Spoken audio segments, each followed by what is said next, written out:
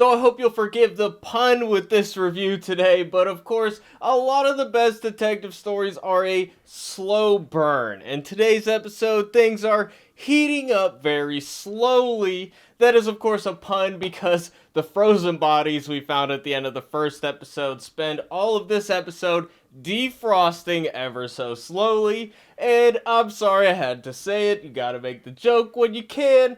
But with that, we're moving on. So, I had mixed feelings on the first episode. It didn't quite grab me yet. I had mixed feelings about the main cast members. I like Jodie Foster and a lot of other roles, but I was mixed overall. This episode, it warmed me up to it a little bit. I will say that a lot of the stuff with the detectives' personal lives and the characters inside their heads and stuff, the drama scenes, I'm still a little bit mixed on. I have mixed feelings on the show overall. But when we're investigating, interrogating suspects, and gathering clues, all that stuff I like a lot. You know, I'm down with it. I like the kind of mystical imagery we got going on. I'm not all that happy about the fact that it does seem like we're going down a supernatural route. The themes of this season, this episode in particular, are about ghosts and other supernatural things like that. So I feel like it's not really going to get resolved. The mystery, the rules of the mystery are going to be kind of made up as they go along, if it really does end up being that way. Maybe there's a logical explanation for everything, but it really seems kind of far-fetched at this point. But overall, I like in the investigating parts of this episode, not that big on the personal life things of this episode. There are a lot of like smaller characters and the things going on with them. I just have trouble seeing how it's all going to tie in and pay off at the end of the day. And I have mixed feelings on the main cast, as we said, and it still continues into this episode. But we start off the episode pretty strong. We're at the scene where we found the frozen bodies. We're taking photos. So Detective Navarro here is talking to the person who found the bodies. And I'm immediately thinking, like, why is nobody who's officially on the case talking to this woman? You have to go into this mindset of investigation where you don't think she's a suspect. You're pretty sure she's not, but you gotta at least ask the question. This woman thinks that a dead man led her to these bodies. I would be like, this is a crazy person. Something's going on. Of course, we're on a TV show where supernatural things are happening, so maybe it is literally true. But any logical person would be like, that sounds hokey. She knows more than she's letting on. Maybe she's involved with this and tangentially just doesn't want to reveal everything that she knows for whatever reason. She's protecting somebody. She doesn't want to incriminate herself, something. They don't, maybe it happens off screen. They don't seem to be interested in talking to her. Navarro's the only one who is interested in that. That doesn't make sense to me at all. They find clothes at the scene as well, and it's unknown if it's related or not. And then we got them trying to manipulate the bodies and get them out of there. And then one of the body's arm comes off, and then he's screaming. I guess he's still alive. And this part, I rolled my eyes a lot. It took me out of it. It's supposed to be this horrifying thing. I laughed. You know, that's not the reaction I think they wanted. It's over the top. It's silly. I don't know if it could happen or not. Maybe if somebody who knows more about medicine can let me know. It just feels hokey. It just feels goofy. I didn't think it was great, to be honest.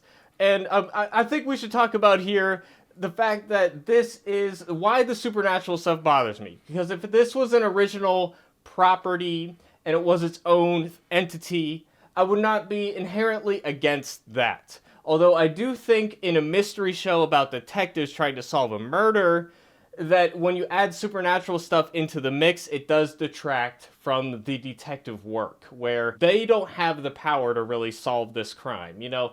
But there's times where that can work. But why this really bothers me is because it is an anthology. This is a true detective show, supposedly. It doesn't really feel like that to me. There's similarities here and there. The spiral symbol is similar.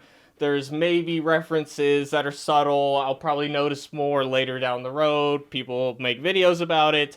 But none of the other seasons that I can remember right now, explicitly had supernatural things at play, and they were grounded shows, and that's what made them good. Is that, yes, it's over the top with, it's a serial killer that's not an everyday situation, and there's weird stuff that happened on those shows, but it didn't feel outside the realm of reality, and that's where we're going right now. So it just definitely doesn't fit to me, and if it was its own entity, I wouldn't have these issues. But it's a True Detective show. They're the ones that are making the comparison, not me. Don't point at me and say, it's an anthology, it's its own season.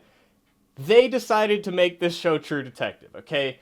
That is what you got. You make an anthology show, you inherently make it a comparison inevitable. So that's the thing. They could have named the show something else. It could have been completely different.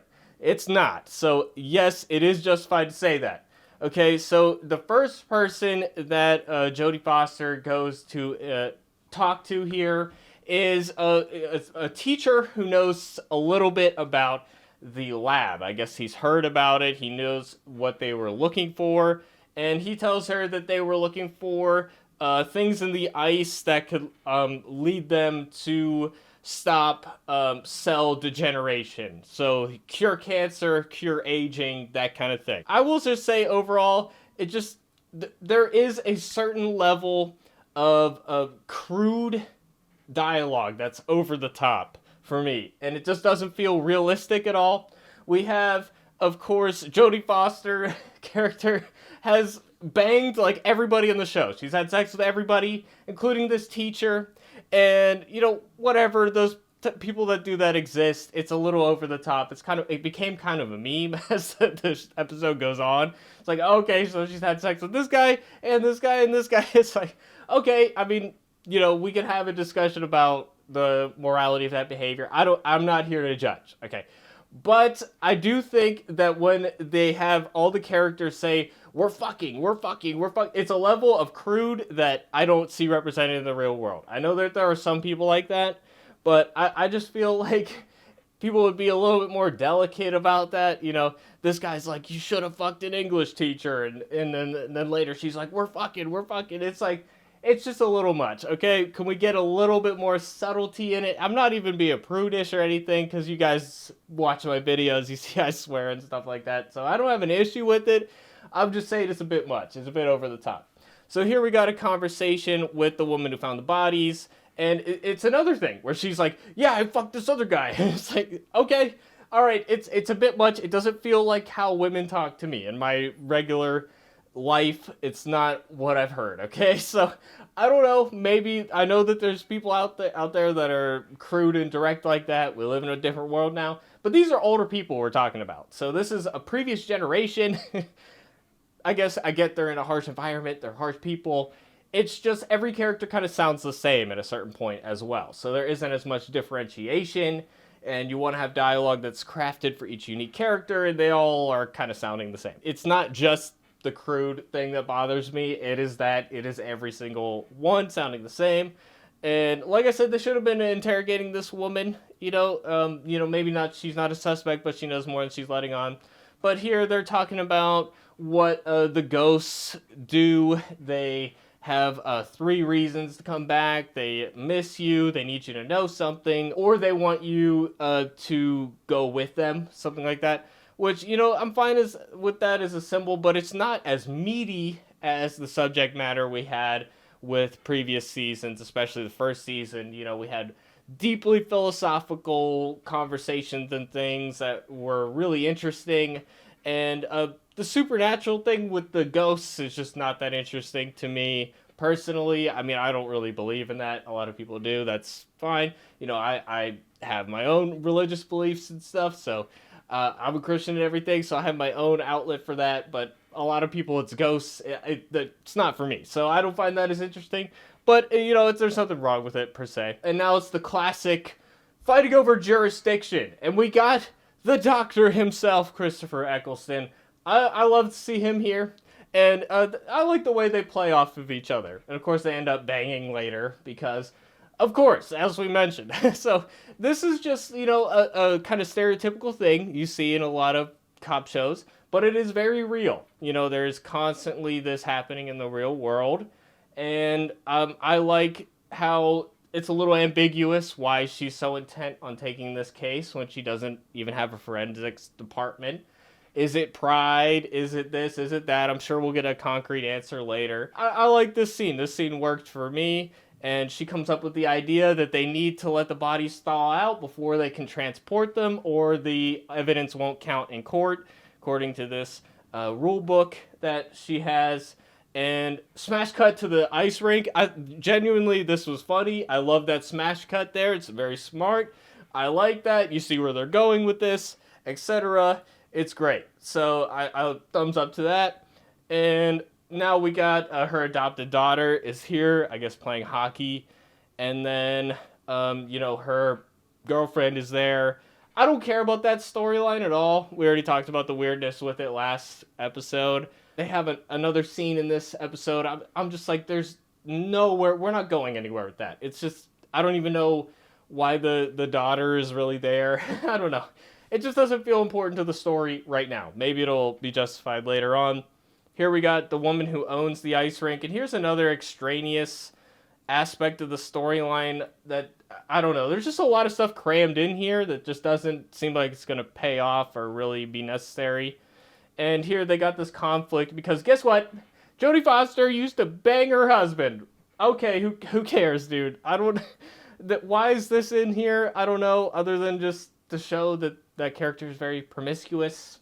I don't know. It doesn't endear me to her. It's not interesting. That's what I mean when I say some of this stuff falls flat with the personal lives and everything. But I love these scenes. You know, these bodies super creepy, and now we're seeing that they dig at their eyes and they're biting themselves. It's self-inflicted, and this is when the episode is really good. And now we do have tension between the two leads. They have a backstory. There's a lot of vague stuff in this episode where they're alluding to things that happened and trying to make us curious about it.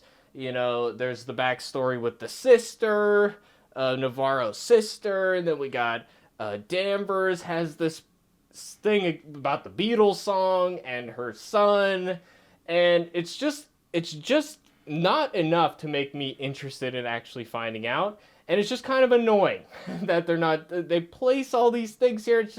I just want to know at this point, like, tell me why I should care about it. Just having it there to tease me, you can do that with a few things. Sometimes it's like every scene in this, and it is kind of annoying. It's just withholding information for the sake of withholding information. It is not necessarily intriguing me per se. I like foreshadowing. I like hinting at stuff. They're doing that a little bit too much, in my opinion, in this. Following up with the old cold case that seems to be connected to everything, and now we know in this episode that it is connected. And we're following up on, there's this guy who seems to have known the victim of the murder before.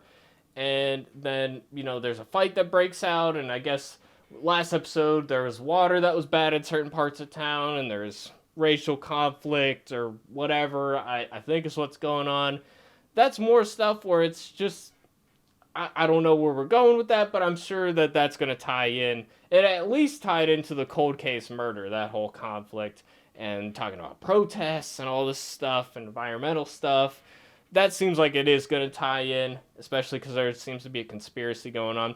This is probably the best scene in the whole episode here, breaking down the case and asking a lot of questions. Danvers has this young investigator here, and he's asking questions, and she has this like maternal, it's more like paternal relationship, tough love type of thing. But basically she's trying to show him the ropes with investigating, teaching him how to ask the right questions. We get it hinted at that Danvers had this same type of relationship with Navarro where, asking the right question, you're not asking the right question, and that kind of thing. So I really like this scene. How would they end up in this situation, coming up with plausible explanations for this that don't involve supernatural stuff. Why did they try to run away from the base? Why did they go out without putting their clothes on, etc.? And that's great. So this scene solid, best scene in the show in my opinion. And then they get the idea to unlock the phone with a guy's face, and they find the video that we saw recorded in the first episode. So it just seems like supernatural stuff going on. So here we got Navarro with her bartender boyfriend guy, and I've talked about it before. She just treats him like shit, and I don't really like it. I don't know. Doesn't endear me to the Navarro character, but this episode was a little bit better than last episode, I will say. Now we're just talking to people who went into the laboratory at some point and asking them about the symbol, asking them about how the guys were, and they're just kind of weird guys. You got the delivery driver getting asked questions. This stuff, awesome. Love it. This is what I come to this genre for, to be wondering what's going on in my head and trying to piece all the clues together. You're acting as the detective when you watch a show like this. That's why the main characters are detectives, because you want to try to piece everything together, and I think it's great. And we have this guy here who's just like, I thought I saw somebody, but you know how it is here. There are ghosts. Like, that's not a normal thing. I don't know. Yeah, I don't know. That was a weird little forced line of dialogue, in my opinion. But that's just how I feel about it. Here we got flashbacks to basically Navarro finds a cross under her truck or something, and it belonged to their mother. Something happened with their mother. And, I don't know that I really care because it doesn't feel really relevant to anything. And there's just there's too many plot lines. We gotta cut some of this extra stuff. Maybe it'll pay off, but as of right now, that's my opinion on it in the show. And, just seeing that little flash of somebody screaming, I don't know that I'm that intrigued by it. Everybody has a tragic backstory. Everybody, I don't know. It's again, just a bit overboard. So here we got another good scene with the guy at the bar who said he didn't know the guy in the picture. Turns out he really did. We could see that on his face that he's lying about it. She basically threatens to arrest him for not paying at the bar, and then she gets in the door there. And this is a good scene. He finds out that the guy was sold a trailer, and that leads to the scene at the end. So basically, pretty much everything after this until the ending scene, finding the trailer, I'm not that big on, because it's just like a bunch of the personal life stuff. We got the young investigator's dad here.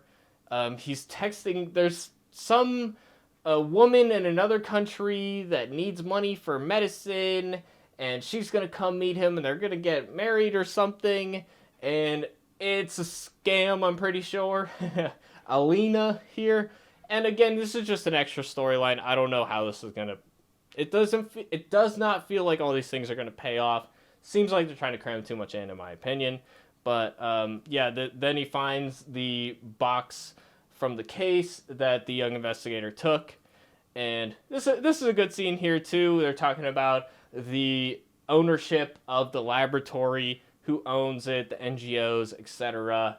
And the NGO is owned by or funded by a company that owns everything, blah blah. And then this scene right here, basically the young detective Chief Danvers tells him that he's got to do something. He's got to watch the bodies. And then she comes here to his house to ask the grandmother something. I wasn't quite clear on it. Maybe she was just going to ask her about the spiral. But it's like, why did she have to come here to do that? And then her daughter's here getting the marks that from her culture or whatever. And then I don't know. I just don't care about this scene, and it's kind of annoying. Like Danvers is acting like a jerk for seemingly no reason. I don't know. I don't care. And then Navarro's sister, she's trying to convince her to get mental health help, and I don't really care about that either. The daughter sneaking out to get the girlfriend, I don't care about that either. And here she's like, yeah, you gotta spend your night with, you have a young child, but forget that. You gotta do something for me, but I'm just gonna go home and set up a Christmas tree. What the fuck? Like, I thought that the reasoning behind that is this is a huge case. It's like a once-in-a-lifetime thing. They don't really have that many murders out here. So you would think that they'd have to do work. So shouldn't she be working right now? It just feels weird. She's being petty. Girlfriend, who cares about that?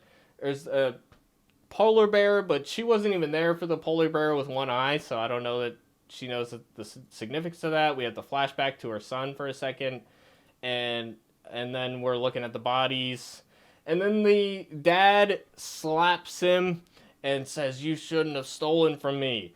And I just wanted the young detective to say, "It wasn't yours, so it's not stealing. I can't steal what you already stole." I wanted him to talk back, but he didn't. But maybe, there's reason for that. He's got the childhood trauma or whatever. But I really wanted him to stick up for himself there. Gonna skip past that in case YouTube doesn't like it. But, sex scene with Christopher Eccleston just feels, I don't know, stupid, unnecessary. I don't know. It doesn't add to the story, in my opinion. So, I don't know. I didn't care about it. And now we're chasing down the tattoo, the origin of the tattoo. And then she finds out that it was actually the same tattoo that the dead woman had, and the photo of her was the reference for it, and that the tattoo, he got it on his chest 4 days after. This is the guy who's talking to himself, who's walking around the laboratory naked for no reason. So, yeah, there's weird stuff going on with this guy, and now they're working on the case together. And, we get a sense in this scene that they were close because Jodie's starting to put her groceries away, and she knows where she used to put the cans and blah, blah, blah. So they used to be really close, and I like a little bit of depth to that. And then we got, this conversation about their family history and how Danvers used to be a lot more chill and who she was married to, blah, blah. I don't know. I don't know. It's too many I don't know that I really cared to be that much, to be honest. And now here she's treating the boyfriend guy like shit again. But then she finds the trailer at the end. She has the idea of where the trailer might be. And then it's creepy and spooky, and I like the ambiance and whatnot. So that scene at the end was cool. And then one of the bodies is missing. He's still alive. I kind of missed something there. I don't know if the body was there earlier and then he disappeared, or they just thought that he was there and then he turned out he wasn't. But if he was there before and then he thawed out and he turned out to be alive, I don't know. It feels silly to me. Doesn't feel realistic. But, we're doing some supernatural stuff. So you might have seen my previous video on the showrunner's response to it, and I was just like, I'm done with this show now. That was my feeling on it at the time. But I decided why not, because I already paid for the Max subscription specifically to watch and review this. So I'm going to do it just at least for this one. But if you guys want to see more breakdowns of future episodes, definitely let me know, and I will. But yeah, other than that, just let me know what other episodes of shows that you're interested in me reviewing. I'm thinking about reviewing the Halo show because it was so bad last season. I didn't even finish it, but I'm a huge Halo fan. I actually got a new Halo thing here. It lights up. It's a little too bright, but that says Master Chief, and it's him in front of the Halo ring. But I thought it might be something to look into, to roast a little bit. I don't know if you guys are interested in that. Any other shows coming out soon? Of course, we got The Walking Dead, The Ones Who Live, the Rick Grimes show coming out next month. We're going to be reviewing that. But any other suggestions, definitely let me know in the comments. But with that, it's been your boy Chuggy, and I'll see you guys in the next video. Thanks for watching, everybody. Peace out.